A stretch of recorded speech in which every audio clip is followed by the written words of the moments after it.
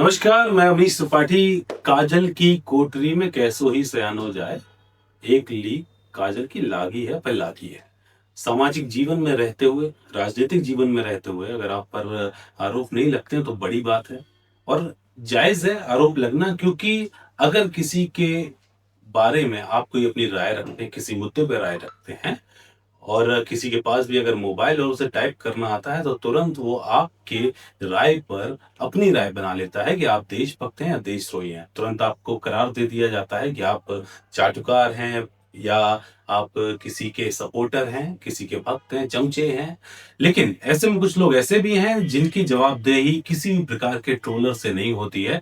उन्हें कोई फ़र्क नहीं पड़ता, उनकी जवाबदेही सिर्फ़ अपने लिए होती है और वो समय पर सब कुछ छोड़ते हैं, अपनी राय ज़रूर रखते हैं, हर मुद्दे पर रखते हैं।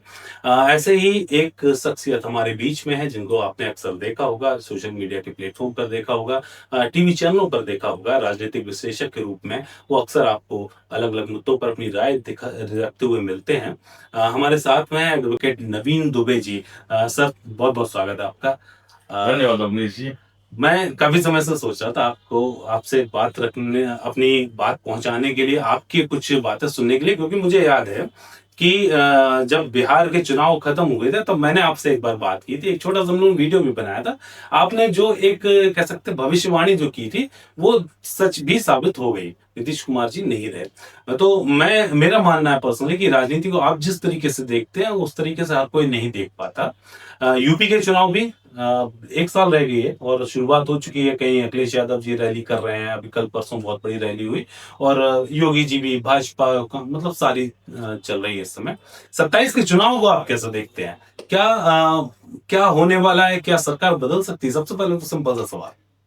अवनीश जी देखिए, ऐसा है कि राजनीति में बड़ी पुरानी एक कहावत है और ये कहावत चरितार्थ भी हुई है कई बार पूरे देश के अंदर, विभिन्न राज्यों में, कि रोटी को अगर आप पलटेंगे नहीं तो वो जल जाती है। उत्तर प्रदेश में आपने देखा होगा कि चूंकि 9 साल से योगी जी मुख्यमंत्री हैं, मैं बिल्कुल उनको साधुवाद दूंगा कि उन्होंने बहुत शानदार तरीके से स्ट्रीट क्राइम को कंट्रोल किया है। बट ऑर्गेनाइज्ड क्राइम के अंदर आपकी पुलिस ने जो टारगेटेड पर्टिकुलर किसी जाति, धर्म और संप्रदाय के लोगों को, मैं बहुत जिम्मेदारी के साथ कहूंगा, टारगेट किया है, लेकिन एक वर्ग विशेष का जो माफिया है उसको संरक्षण प्राप्त हुआ है। आप भले ही लेके आए हो कि अखिलेश यादव ने पीडीए का कार्ड चला, और पीडीए का कार्ड इतना जबरदस्त चला अखिलेश यादव का कि 2024 के लोकसभा चुनाव में आपकी पार्टी जो 400 पार का दावा कर रही थी, केशव प्रसाद मौर्य जी कहते थे 80 में से 80 सीटें हम जीत रहे हैं, उसके बाद क्या हुआ? 33 पर सिमट गई ना। तो इसका मतलब यह है कि जनता ने आपकी नीतियों को, आपके प्रचारों को और आपकी अति दम्भ वाली जो बातें थी उसको नकारा है। अब चूंकि पीडीए जिस तरीके का कार्ड अखिलेश यादव चल रहे हैं, मुझे नहीं लगता है कि उसकी कोई कार्ड किसी भी दल के पास आज की तारीख में अपनी ची है। आपने जो बातें कही ना उसमें 3-4 चीज़ें निकल के आई, मैं भूलूँ नहीं इसलिए मैं। एक तो आपने जो बात करी कि यूजीसी एक्ट लेके आए। एक ये सवाल रहेगा मेरा। दूसरा एक आपने एनकाउंटर वाली बात करी, वो सवाल। एक और सवाल जो अपनी राजनीति का कि पीडीए वाला। तो क्या ये यूजीसी एक्ट लाने के पीछे यही मंशा थी कि पीडीए को ज़्यादा अट्रैक्ट कर रहे थे अखिलेश यादव? नहीं, निश्चित तौर पर देखिए, ऐसा है क्योंकि जो आपने कहा कि ब्राह्मण वर्ग ने या सवर्ण वर्ग ने इसकी मांग नहीं की। मांग नहीं की तो जरूरत क्या थी? नहीं, इसकी मांग दलितों ने भी नहीं की, इसकी मांग पिछड़ों ने भी नहीं की। और हम आपको बता दें, आप भी छात्र जीवन में रहे हैं, हम भी रहे हैं, और जो नेता हमारे देश के नीति निर्माता हैं वो भी छात्र जीवन में रहे हैं। अब आप एक चीज देखिए, छात्र जीवन में हम लोग जब कॉलेज में पढ़ते हैं, हॉस्टल में रहते हैं, दोस्त हमारा दोस्त होता है, सहपाठी होता है यार, हम उसकी जातियों पे जाते ही नहीं है। हम लोग जो हमारा पहले दिन से दोस्त बनता है क्लास के अंदर जाके, वो आखिरी समय तो जीवन पर्यंत दोस्त रहता है। क्यों रहता है? उसकी जातियां देख के आप बचपन में दोस्ती करते हैं? नहीं होता है ना।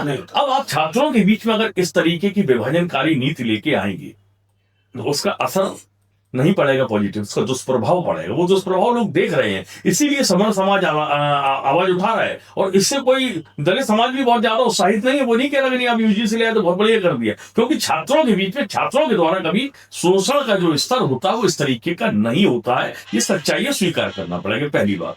दूसरी बात, आपने कहा कि पीडीए, देखिए पीडीए में अखिलेश यादव ने जिस तरीके के डिफाइन किया, उन्होंने कहा कि पीडीए में ऐसा नहीं है कि पिछड़ा, दलित और अल्पसंख्यक है। ये नैरेटिव भाजपा सेट कर सकती है, कोई और भी सेट कर सकता है, लेकिन हम लोगों को जो लगता है, उन्होंने कल अपनी दादरी की रैली में जिस तरीके की बात कही, उन्होंने कहा कि भाई पीड़ित, पी से पीड़ित बोला उन्होंने, डी से उन्होंने कहा कि डिफरेंट तरीके के लोग हैं जिनके साथ दमन हो रहा है, वो सवर्ण समाज के भी होते हैं, पिछले समाज के भी होते हैं, दलित समाज के भी होते हैं, और अन्य धर्मों के भी होते हैं, जो जैन धर्म के भी लोग होते हैं, उसमें ईसाई धर्म के भी लोग होते हैं, सिख धर्म के भी होते हैं, मुस्लिम समाज के भी लोग होते हैं। तो वो एक वर्ग होता है। तीसरा होता है कि आप ऐसे कह लीजिए कि अगले समाज के भी लोग हैं, ब्राह्मणों में आप देख लीजिए, वैश्य समाज में देख लीजिए, कायस्थ समाज में देख, तमाम समाजों के अंदर आप देखेंगे जाके तो वहां भी बहुत गरीब और वंचित, और हमने देखा था एक झोपड़ी में रहने वाला परिवार था कानपुर देहात के अंदर, जिसके ऊपर जिस तरीके से प्रशासन ने बुलडोजर चलाया और उसको बाद उस माँ और बेटी ने जलकर अपने प्राण दे दिए। जिस तरीके का विकास होना चाहिए, जिस तरीके की अवधारणा सरकार ने दी, तमाम बड़े विज्ञापन आते हैं, 4-4 पेज के विज्ञापन आते हैं सरकारों के। मेरा प्रश्न इस बात का है कि आप विकास की किस परिभाषा को मानती है सरकार? आपने कौन से विकास के मापदंड स्थापित किए हैं? आप बातें जब करते हैं, मैं प्रधानमंत्री जी के भाषण सुनता हूं और देश के तमाम नेताओं के सुनता हूं, कहते नहीं साहब अब हम चाइना से टक्कर लेंगे, हम इससे टक्कर लेंगे, हम उससे टक्कर लेंगे। प्रश्न वो नहीं है, प्रश्न ये है कि आप किस मामले में टक्कर लेंगे। प्रोडक्टिविटी के मामले में आपने पिछले 9 साल हो गए हैं योगी जी की सरकार को, 11.5 साल मोदी जी की सरकार को होने जा रहे हैं। आप प्रोडक्टिविटी में कहां से कहां तक पहुंचे हैं? जो भी लोग देखते हैं, आपके तो युवा दर्शक हैं, साल भर के लोग आपके के व्यूअर्स हैं, वो देखते हैं। मैं सबसे कहता हूं कि आपने चिंतन करने की जरूरत है। आप जिस शहर में रहते हैं, जब तक उस शहर के अंदर औद्योगिक विकास नहीं होगा, आपके कुटीर उद्योग, आपके ग्राम उद्योग, आपके पंचायत उद्योग, आपके हस्तशिल्प उद्योग, जब तक ये प्रमोट नहीं किए जाएंगे, तब तक बड़ा मुश्किल है कि आप विकास की अवधारणा को धरातल पर उतार पाए। इसी पे मुझे याद आ रहा, आपका हाल में ही एक बड़ा अभियान चलने वाला है, मैं उस पर आना चाहता हूँ। ये एक मेरे हाथ में ये एक पम्पलेट भी है, इसमें आपकी फोटो छपी हुई है, मैं आपके दर्शकों को भी दिखाना चाहता हूँ। एक तो ये जो औद्योगिक विकास को लेकर एक रैली निकल रही है, तो 4 तारीख को इटावा में क्या होगा, क्या होने वाला है, कुछ अलग सा? निश्चित तौर पर देखिए, इटावा में 4 अप्रैल को हम सुबह 10:30 बजे बाबू बलबीर प्रसाद धर्मशाला पुराना शहर छहराहा से एक ज्ञापन रैली निकालेंगे, और वो ज्ञापन रैली आपके मेन मार्केट होते हुए, तिकोनिया होते हुए, औरंगाबाद चौराहे होते हुए, बलराम सिंह चौराहा होते हुए कचहरी पहुंचेगी। कचहरी पहुंच के हम जिलाधिकारी महोदय के माध्यम से ज्ञापन देंगे, और उस ज्ञापन में हमारे इटावा के ही सारे विषय हैं, और वो विषय हैं कि इटावा को न्यू इटावा की घोषणा की जाए, उसके लिए जमीनों का अधिग्रहण शुरू हो और बंजर जमीनों पर उद्योग लगाए जाए। ये कार्यक्रम हमारा रहेगा, इसमें बड़ी तादाद में युवा, हमारी माताएं बहनें और हमारे शहर के लोग भागीदारी कर रहे हैं। ये एक सफल आंदोलन बनने जा रहा है। नहीं, आपने जो पत्रक में दिया था, वो जो मेरे हाथ में भी है, इसमें जैसे लिखा है कि बहुत बड़ी तादाद में ऊसर भूमि है, टीले वाले पेड़ हैं, औद्योगिक जोन स्थापित किया जाए का मतलब वही बात है। जैसे मैं एक इटावा वाले होने के नाते कहूँगा, इटावा में इंडस्ट्रियल एरिया, औद्योगिक जोन संभव है? नहीं, बिल्कुल संभव है, क्यों नहीं संभव। आप एक चीज देखिएगा कि तमाम ऐसे एरियाज हैं। आज अगर मोदी जी वाइब्रेंट गुजरात की बात करते हैं, तो गुजरात के अंदर तमाम ऐसे शहर हैं जहाँ कुछ भी नहीं था और उन्होंने डेवलप किया, वहाँ विशेष औद्योगिक जोन बनाए, उद्योगपतियों को सुविधाएं दी, उनको सब्सिडी दी, युवा उद्यमियों को आप सब्सिडी दीजिए और इस तरीके का प्रायोजन कीजिए। आप दीजिए ना, इटावा से फरगाबाद वाले रोड पर, बेवर तक के रोड पर पूरा पूरा औद्योगिक जोन बना दीजिए। तमाम बंजर जमीनें हैं, यहाँ से लेकर भिंड के बॉर्डर तक पूरे के पूरे जंगल खाली पड़े हुए हैं, ना वहाँ हरियाली है, ना कुछ है, ना पशु है, ना जानवर है। आप करिए ना वहां पर विकास, तब क्या होगा, युवाओं को रोजगार मिलेगा। तो मैं समझता हूं इस जिले की, इस नगर की, यहाँ के रहने वालों की जीवन शैली बदलेगी, और जीवन शैली जब बदलती है तो आर्थिक स्थिति बेहतर होती है। आपने एक पॉइंट ये भी लिखा है कि जिले के युवाओं को प्राथमिकता के आधार पर भूमि का आवंटन हो, और क्रियाशील होने के 5 वर्ष बाद भूमि व ऋण की किस्त की अदायगी शुरू हो। ये जो प्रधानमंत्री रोजगार योजना, उसको क्या वो सही तरीके से लागू नहीं है क्या? नहीं, सरकार की कोई भी योजना किसी ढंग से अगर लागू हो जाती तो वो धरातल पर होती। आप एक चीज देखिए, मुद्रा ऋण योजना सरकार लेके आई थी। मुद्रा ऋण के तहत इस शहर में, इस जिले में कौन से प्लांट लगे, कौन से युवाओं को रोजगार मिला, कौन सी इंडस्ट्री स्थापित हुई? मुझे तो नहीं लगता वो इंडस्ट्री स्थापित हुई है। अब प्रश्न ये है कि आप इस तरीके की इंडस्ट्री लाइए, 200 मीटर, 300 मीटर, 500 मीटर, इस तरीके के प्लॉट्स का आवंटन कीजिए युवाओं को, उनकी प्रोजेक्ट रिपोर्ट के आधार पर उनको फंडिंग कीजिए, और जैसे एजुकेशन लोन दिया जाता है कि शिक्षा कंप्लीट होने के 1 साल बाद से उसकी किस्त अदायगी बच्चे से शुरू होती है, उसी तरीके से आप इसका करिए। 3 साल उसको बनाने और फंक्शनल करने के लिए दीजिए, उसका एक्सटेंशन 5 साल तक उसको बोलिए थोड़ा सा अपने आप को सेटल करे। उसके बाद 5वें साल से आप इंस्टॉलमेंट स्टार्ट कर दीजिए, वो पैसा वापस करना शुरू कर देगा और देश को और जिले को प्रोडक्शन मिलेगा। उस प्रोडक्शन के लिए आपको इंश्योर करना पड़ेगा कि उसकी मार्केट कहाँ है, वो मार्केट भी स्थापित करना पड़ेगा, विपणन के साधन भी देने पड़ेंगे। ये बहुत आसान चीज है, कोई बहुत बड़ी चीज नहीं है। आपको ये बात सही है कि आपको अगर प्रोडक्ट बनाना है वो बेचना भी होना चाहिए उसके बाद। ये आपने एक पॉइंट में लिखा भी है। एक आपने लिखा है कि जो यमुना चंबल नदी और लॉयन सफारी के आसपास अच्छे अच्छे होटल और रेस्टोरेंट के लिए भूमि आवंटित की जाए। निश्चित तौर पर देखिए, ऑर्गेनाइज प्लानिंग और अनऑर्गेनाइज प्लानिंग में फर्क होता है। अभी क्या है कि जिसके पास जैसी जमीन है उसने पता चली छोड़ दी, 10 फीट की गली छोड़ दी, उसके बाद अपने हिसाब से अपना एक होटल बना लिया या रेस्टोरेंट। मैं समझता हूँ इसके लिए गाइडलाइंस जारी हो, और उस एरिया में जिन लोगों के पास जमीन है, अगर वो अपनी ही जमीन पर अपना इस तरीके का कुछ करना चाहते हो तो उसकी गाइडलाइंस दीजिए। आप पैरामीटर तय करिए कि भाई A grade, B grade, C grade 3 तरीके का होटल दीजिए, इसी तरीके से आप रेस्टोरेंट दीजिए। उस तरीके से अगर आप विकास करेंगे तो वहां क्या देखिए, टॉप क्लास का फॉरेनर भी आएगा और तुम्हारी में आपका एक छोटा कम खर्चे के बजट वाला भी आएगा, हर तरीके का व्यक्ति आएगा। तो उसको रहने के लिए वहां जगह मिलेगी, उसको वहां पर खाने के लिए सस्ते से लेकर हर तरीके की सुविधाएं मिलेंगी। इससे क्या होगा, रोजगार भी बढ़ेगा आपका, और एक सुव्यवस्थित योजना के तहत जब कोई चीज की जाती है तो वो बेहतर होती है। ठीक है। एक आपने पानी के लिए भी कहा है कि जो सीवर लाइन को चालू किया जाए और सीवर ट्रीटमेंट प्लांट लगाए जाएं और पानी की आपूर्ति के लिए वाटर ट्रीटमेंट प्लांट लगाए जाएं, है ना। ये कार्य अवनीश जी इटावा के अंदर बहुत प्राथमिकता के आधार पर किया जाना चाहिए, और अगर नहीं किया गया तो आने वाले 10-15 साल के बाद इस यहाँ का पानी पीने योग्य नहीं रहेगा। आज की जो स्थिति है बड़ी भयावह है।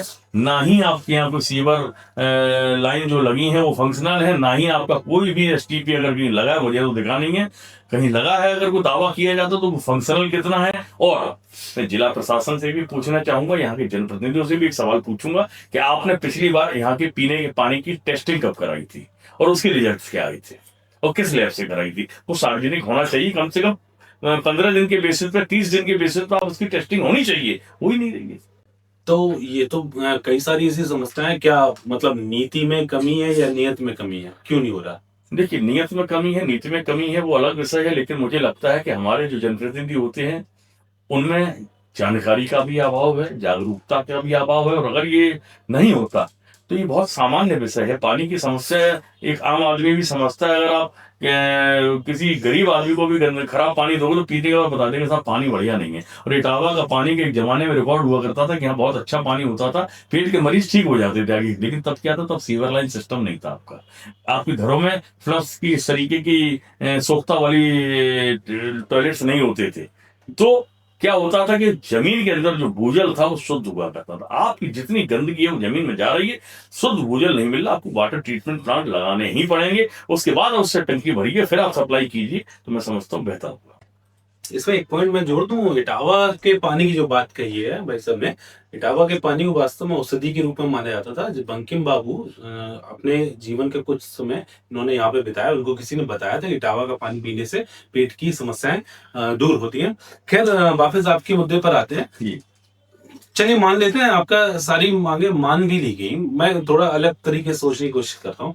मान भी ली गई, क्या आपको उम्मीद है ऐसी कि अगर सब कुछ धरातल पे किया जाने लगा तब ये चीज सफल होगी। मैं भ्रष्टाचार से रिलेटेड बात कर रहा हूँ, क्या सही तरीके से इसको प्लांट किया जाएगा। निश्चित तौर पर सरकार जन भागीदारी को लेना नहीं चाहती है। सरकार को जन भागीदारी लेनी चाहिए। बहुत टैलेंटेड युवा है हमारे यहाँ, और पूरे प्रदेश की मैं बात करूँ, इटावा में भी है, सब जगह है। बहुत टैलेंटेड युवा है और उनके अंदर बहुत झील है, बड़ा एंथुसियाज्म है, बड़ा उत्साह है, वो कुछ करना चाहते हैं। आप अवसर नहीं दे पा रहे हैं। आप उनको अवसर दे दिए, वो भ्रष्टाचार की भी एक एक एविडेंस आपके सामने रख देंगे लाके, और जिस योजना को आप चालू करेंगे उसमें जन भागीदारी को आप शामिल कर दीजिए। जनप्रतिनिधियों को मत करिए, जन भागीदारी, कॉमन मैन को, उनको जोड़िए। आप देखिए कैसे परियोजना परवान चढ़ती है और सफल हो गए आप। लेकिन एक पायलट प्रोजेक्ट के रूप में सरकार कर ले, इटावा से ही शुरू कर दे। हम तो कह रहे हैं पायलट प्रोजेक्ट के रूप में शुरू कर दीजिए, बहुत अच्छा रहेगा। और हम लोग जो भी विभिन्न फील्ड में, तो आज भी दावे कर रहा हूँ कि आपको 20,000 करोड़ का निवेश भारत की इंडस्ट्री से मैं लाने की जिम्मेदारी देता हूं इटावा के अंदर। सिर्फ आओ इस पायलट प्रोजेक्ट को एक बार स्टार्ट कराएं। बहुत बड़ा कमिटमेंट कर रहे हैं आप। निश्चित तौर पर मेरे देश के तमाम औद्योगिक घराने जो है, उद्योगपति जो हैं, उनके साथ अच्छे एसोसिएशन से मैं उनके साथ मिलता रहता हूँ, बात करता हूँ। सब चाहते हैं, हर उद्योगपति चाहता है कि हम राष्ट्र के विकास में अपनी भागीदारी करें, हमें जमीनें मिलें।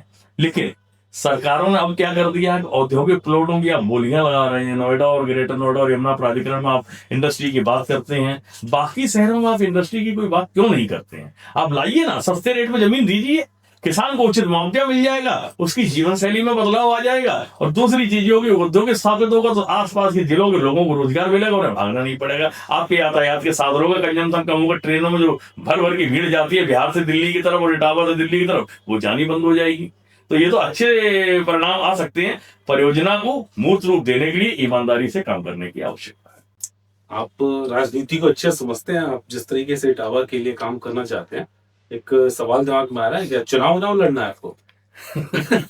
नहीं अवनीश जी, देखिए ऐसा है, राजनीति के हमाम के बारे में मैं इतना ही कहूंगा कि उस हमाम के अंदर चाहे कोई किसी भी दल से हो, उस हमाम में सब नंगे, मैं उससे दूर रहना चाहता हूँ। मैं बिल्कुल राजनीति में जाने में इंटरेस्टेड नहीं हूँ। हाँ, राजनीति को मैं पढ़ता हूँ, अध्ययन करता हूँ, और राजनीति पर बहुत बेबाकी के साथ, बहुत जिम्मेदारी के साथ अपनी बात रखता हूँ। लेकिन चुनाव लड़ने में कोई गलत थोड़ी है। ये आप जो बात कर, चुनाव अगर लड़ने का मौका मिले तो लड़ना चाहिए, नहीं, क्या दिक्कत? निश्चित तौर पर देखिए ऐसा है कि आज की दलीय राजनीति के अंदर आप किसी भी दल से अगर चुनाव लड़के जाएंगे तो आप उस दल के अंदर क्या अपनी बात उतनी मजबूती से रख पाएंगे, या वो दल उतनी स्वीकार करेगा? क्योंकि मैं अपनी बेबाकी के लिए और अपने शहर के लिए डेडिकेशन के साथ काम करने वाला आदमी, उसके लिए मुझे किसी सत्ता पक्ष में जाने की जरूरत नहीं है, किसी अन्य जगह जाने की जरूरत है। मैं यही कमिटमेंट फिर कर रहा हूँ, इटावा की युवा मेरे साथ दे दें, केवल कंधे से कंधा मिला के मैं आगे चलूंगा आपके साथ। मेरी उम्र लगभग 60 वर्ष के आसपास होने जा रही है, मैं कहीं पीछे हटने वाला नहीं हूं। मैं इस आंदोलन को उस दम तक छोड़ने वाला नहीं हूं जब तक यहाँ ये पायलट प्रोजेक्ट स्टार्ट नहीं हो जाता है। मुझे केवल साथ चाहिए।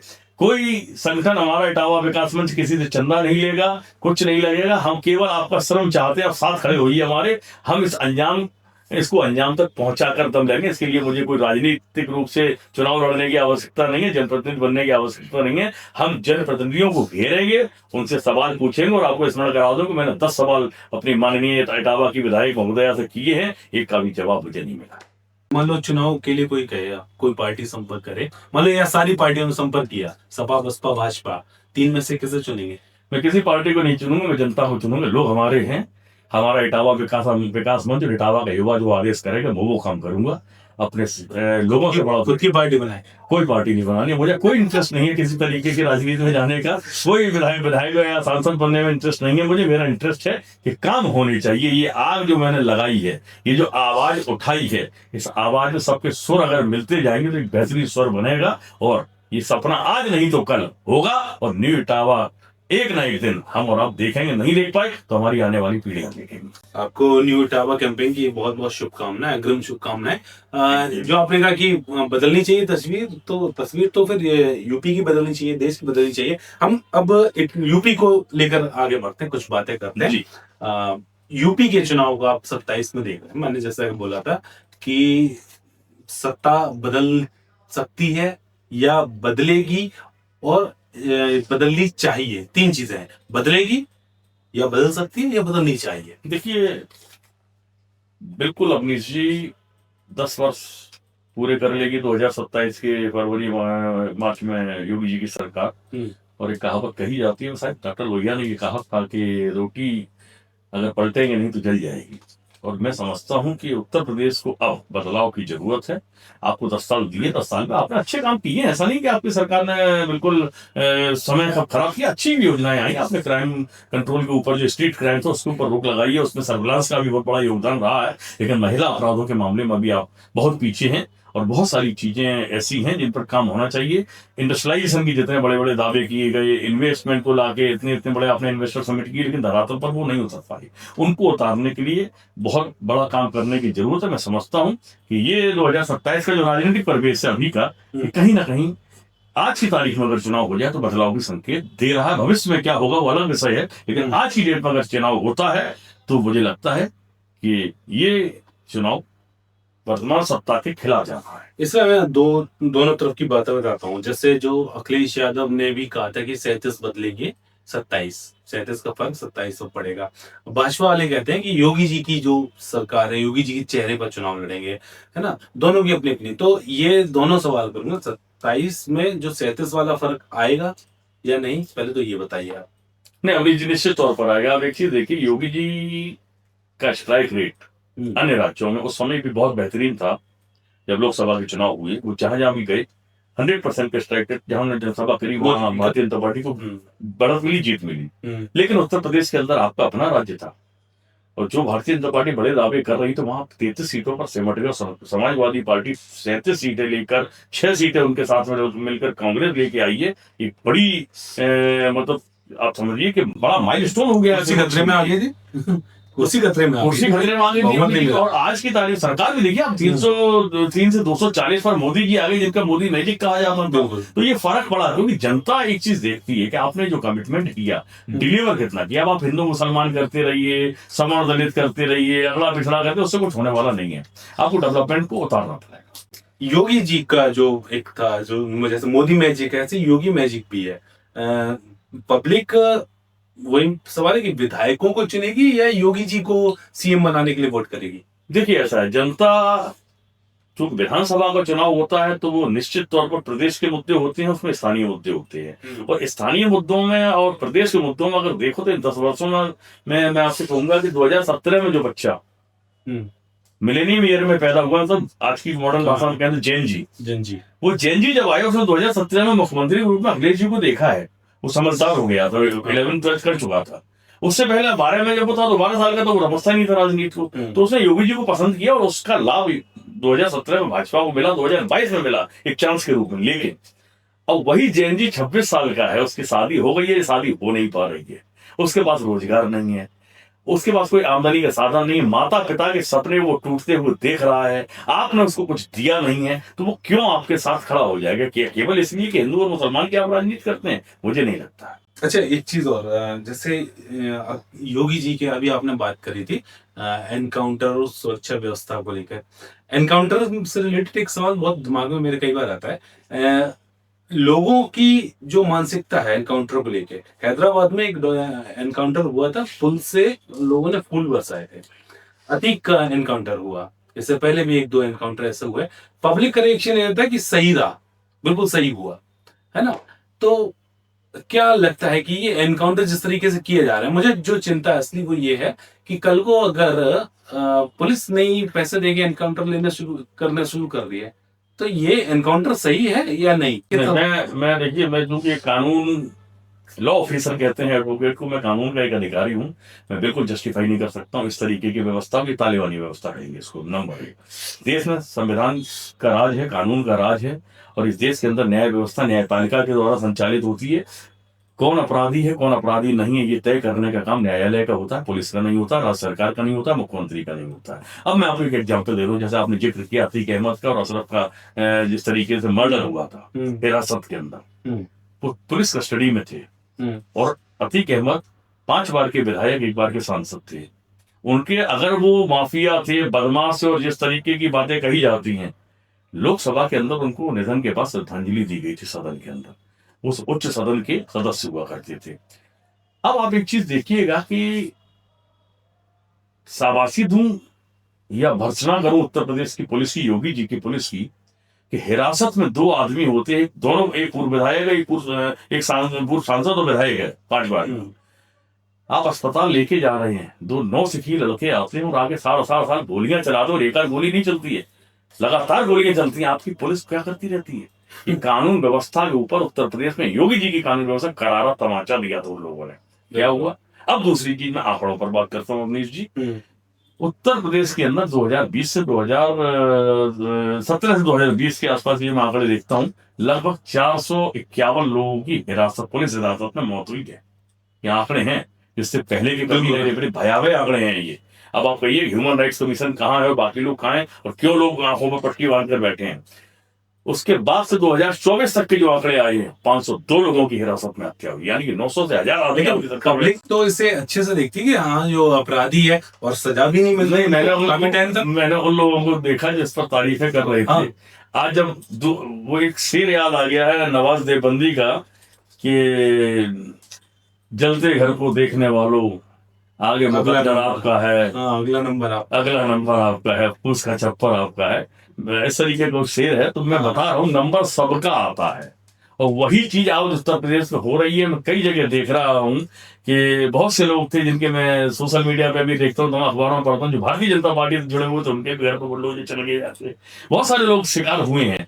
तो सवाल ये है कि ये तालिबानी व्यवस्था का अगर अनुसरण आपको करना है तो संविधान को किनारे कर दीजिए। We are not living in a police state. अभी अपने जैसे योगी सरकार की जो आलोचना की, आलोचना करना अच्छा लगता है, मुझे भी पर्सनली पसंद है। जैसे मैं 10-10 में नंबर दूं जी, योगी सरकार को शिक्षा के मामले में 10 में से कितना नंबर? देखिए, शिक्षा के मामले में जिस तरीके से नंबर मैं अगर दूंगा तो 10 में से 6, 6.5 तक दूंगा। 6। चलिए, अखिलेश सरकार 5। ठीक है। सुरक्षा, योगी सरकार को सुरक्षा के मामले में, स्ट्रीट क्राइम में खासकर मैं दूंगा करीब 8 नंबर। और अखिलेश सरकार में 6। 8 और 6 अखिलेश सरकार में, यानी कि सुरक्षा में थोड़ी सी कमी थी। स्ट्रीट क्राइम में कंट्रोल नहीं था। ठीक है। और इसके अलावा स्वास्थ्य में किसने कितने कदम उठाए 10 में से योगी सरकार को 10 में से अगर आप मेरे से पूछो, स्वास्थ्य के मामले में उत्तर प्रदेश बहुत पिछड़ा हुआ है। 4 से ज्यादा नंबर में नहीं दे। अखिलेश सरकार ने जो कदम उठाए, अखिलेश सरकार को मैं 7 नंबर दूंगा। उन्होंने एम्बुलेंस 102, 106 ये सब किया था, 108 स्टार्ट किया था, और उसके लिए उनको नंबर दिए जा सकते हैं। और विकास के मामले में योगी सरकार के साल, अभी 10 साल उनके भी 9 हो गए और उनके भी काफी समय रहा, तो उन्होंने अपने 5 साल में जो काम किया था उसमें नहीं, अखिलेश सरकार से अगर हम कंपेयर करें या माननीय मुलायम सिंह यादव जी की सरकार से कंपेयर करें तो वो बहुत ज्यादा गैप हो जाएगा। उस तरीके अखिलेश के 5 साल, अखिलेश योगी जी के 5 साल को अगर हम कंपेयर करें तो मैं समझता हूँ डेवलपमेंट के मामले में सड़कों का जो काम हुआ है, 2 एक्सप्रेस वे आपने दिए, एक उन्होंने बहुत बेहतरीन दिया है, इसमें कोई दो राय नहीं है कि आगरा लखनऊ एक्सप्रेस वे ऐसा है जिस पर 120 की परमिटेड स्पीड आज की तारीख में, जो अन्य एक्सप्रेस वे पर अभी नहीं है। आने वाले टाइम में होगी, वो अलग बात है।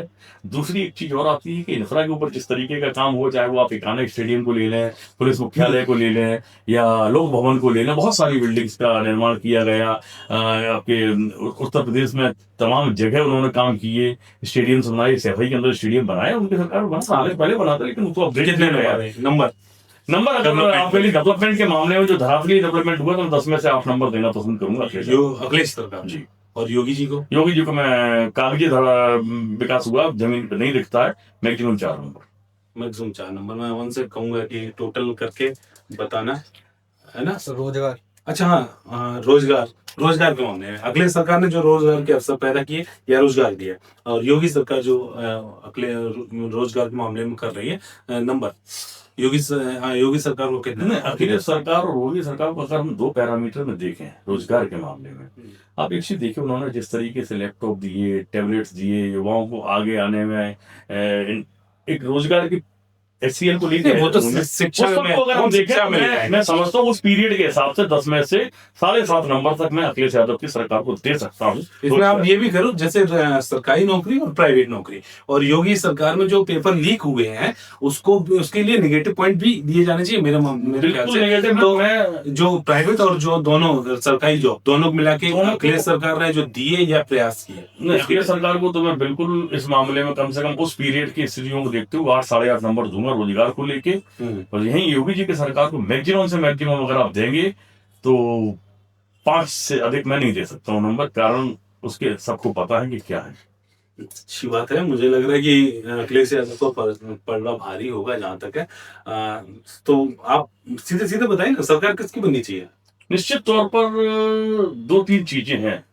अगर बसपा बैकिंग के तौर पर बीजेपी के साथ आती है, वो मैं भूमिका में, आप अपना मन को बताओ। मेरे हिसाब से तो मुझे लगता है कि इस समय भारतीय जनता पार्टी के सामने समाजवादी पार्टी बहुत तगड़ी टक्कर और तगड़ी प्रतिद्वंदिता के रूप में सामने दिख रही। आज की तारीख में अगर चुनाव हो जाएगा तो समाजवादी पार्टी की सरकार बनती दिखाई दे रही। चुनाव में जो रोल रहेगा ना, वो बसपा का रहेगा, और कांग्रेस का भी रहेगा, मैं पूछूंगा आपसे भी।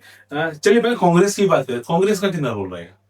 कि कांग्रेस की भूमिका बहुत बड़ी होने वाली नहीं है। हाँ, निश्चित तौर पर कांग्रेस अगर समाजवादी पार्टी के साथ मिलकर चलेगी जैसे लोकसभा में चली, तो कांग्रेस को लाभ लाभ मिलेगा। उसका लाभ कहीं ना कहीं थोड़ा बहुत समाजवादी पार्टी को भी मिलेगा। तो दोनों, कांग्रेस की एक अपना वोट बेस जरूर है, भले ही पिछले 2022 की विधानसभा में कोई परफॉर्म नहीं कर पाई, लेकिन उसका एक वोट बेस है, उसका लाभ समाजवादी पार्टी को मिल सकता आपने जो योगी सरकार की और अखिलेश सरकार की तुलना की थी, तो योगी जी को मिले हैं 27 नंबर और अखिलेश यादव को मिले हैं 34 नंबर।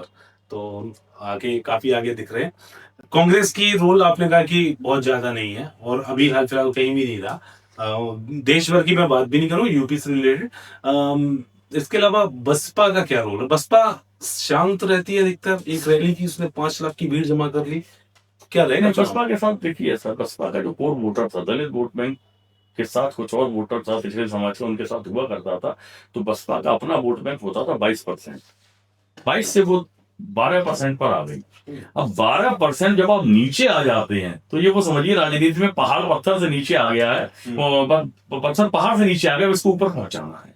तो वो बहुत आसान काम बसपा के लिए है, भले ही। और एक ये इमेज बन चुकी है, राज्यसभा के चुनाव हम लोगों ने देखे कि बसपा ने भारतीय जनता पार्टी को समर्थन दिया, विपक्ष के साथ वो कहीं कड़ी दिखाई नहीं दी है। तो इससे ये लगता है कि बसपा का जो कोर वोटर है, जो इनका कैडर वोट है, वो भी अब उससे खिंचता दिखाई दे रहा है। और एक और इमेज उनकी जो डेंटेड रही कभी कभी, कि आपने पैसे लेके टिकट बेचे हैं, अब वो स्थिति बनने वाली नहीं है कि बसपा के पास कोई जाएगा, पैसे देगा और टिकट ले आएगा और वो कोई बहुत ज्यादा प्रभाव पड़ने वाला है, वो बहुत इम्पैक्ट पड़ेगा नहीं। हाँ, एक एज के रूप में भारतीय जनता पार्टी के लिए कुछ सीटों पर वो वोट काटने में कामयाब हो सकती हैं। लेकिन आप ये कहें कि बहुत बड़ा निर्णायक रोल होने वाला है बसपा को, वो ऐसा कुछ नहीं देखा। दलित वोटरों में एक समय नाम और चल रहा है, चंद्रशेखर जो है, उनका भी है अपने आप में, अभी सांसद हुए नगीना सीट से, और उसके बाद तो वो अपने आप को एज ए दलित नेता कर रहे हैं प्रेजेंट, तो उनका भी तो रोल रहेगा। मुझे लगता है कि समाजवादी पार्टी में अब अखिलेश यादव जिस तरीके की राजनीति करते हैं, वो बहुत मजे हुए खिलाड़ी हो चुके हैं।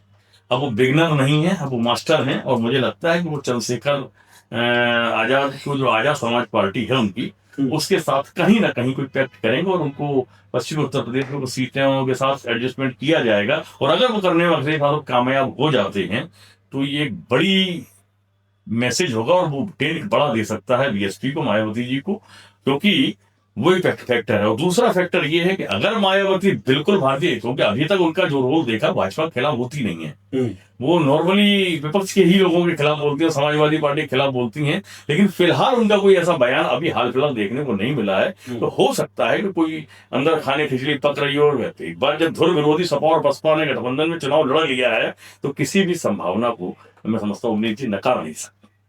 ठीक। आपने एक बात और कही थी कि हिंदू मुसलमान करते रहते हैं, तो हिंदू मुसलमान, इसका फर्क जैसे अखिलेश यादव की तरफ से कई बार दिखता है कि यहाँ मुसलमानों के तरफदारी करते हैं, तरफ दिखते हैं, उनके साइड दिखते हैं।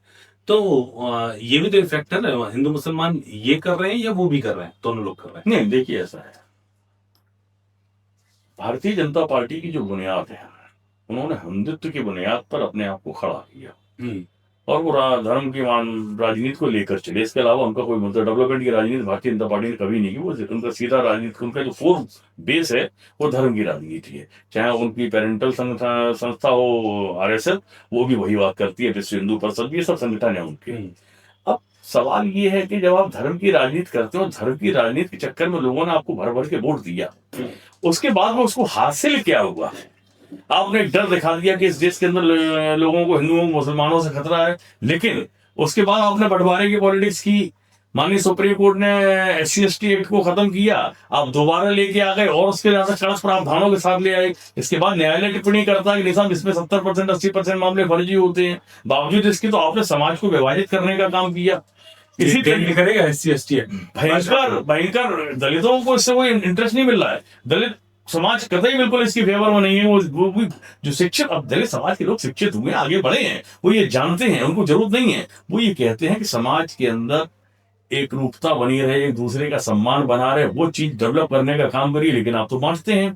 अब तीसरी चीज, आप UGC भी लाए, आपने छात्रों को बांटने का काम कर दिया, क्योंकि ये सरकार डर गई थी कि कहीं जेनजी एक साथ अगर हो गया स्टूडेंट तो मुश्किल हो जाएगी इनके लिए। और ऐसे आंदोलन हम लोगों ने छोटे छोटे कई विश्वविद्यालयों में देखे हैं अभी हालिया समय में। इससे डर कर आपने क्या छात्रों को विभाजित कर दो, तो ये विभाजनकारी नीतियां युवा समझ रहा है, वो इसमें फंसने वाला नहीं। और अखिलेश यादव का पीडीए कार्ड में फिर कहूंगा, पीडीए कार्ड जो है वो विनिंग कार्ड है, वो ट्रंप का हुक्म का इक्का है, अखिलेश यादव का, समाजवादी पार्टी का, जिसकी कार्ड भारतीय जनता पार्टी अभी तक नहीं है। आप जो बताना चाह रहे हो, जिस तरीके की आपने बातें की, पब्लिक नहीं समझती, पब्लिक भी समझती है लेकिन वोटर नहीं समझता। जब वो वोट डालने जाता है तो कहीं ना कहीं फंस जाता है। यूपी की राजनीति पर आपने जो चर्चाएं की, बहुत अच्छा लगा आपसे बात करके। और मैं जानता हूँ कि आप राजनीति को अलग तरीके से देखते हो। मैं फिर से कहूंगा, बिहार में आपने जो भविष्यवाणी की थी वो बहुत सटीक साबित हुई। फिर से कभी बात करेंगे, अभी समय है, जैसे जैसे नए नए मुद्दे आएंगे फिर से आपसे बात करेंगे। और फिलहाल जो इटावा में आप 4 तारीख को जो अभियान चला रहे हो, उसके लिए शुभकामनाएं, क्योंकि अगर वो अभियान सफल होता है तो वो न केवल आपकी बल्कि मेरी, हमारे जैसे तमाम युवाओं की, जो नई पीढ़ी आ रही है, उन सबकी जीत होगी। तो अग्रिम शुभकामनाएं आपको, बहुत बहुत धन्यवाद। Thank you Avneesh ji, thank you very much.